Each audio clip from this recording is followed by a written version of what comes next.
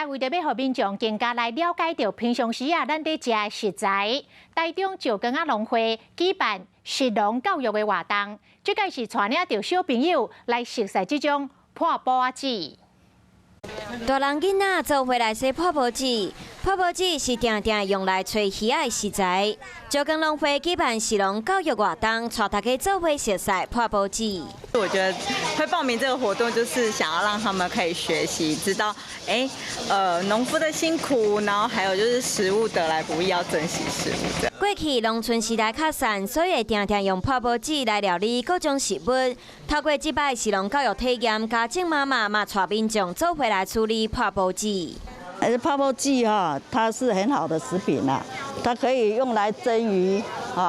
炒豆皮，煮的料理很多种看人家随意怎么煮民众详细体验古早味，囡仔嘛体验到古早时代做得逞的趣味，会当讲是有食够有料。有事没事赶紧转开华视，还没有订阅华视的 YouTube 频道吗？赶紧按赞订阅，开启小铃铛，我们华视 YouTube 见。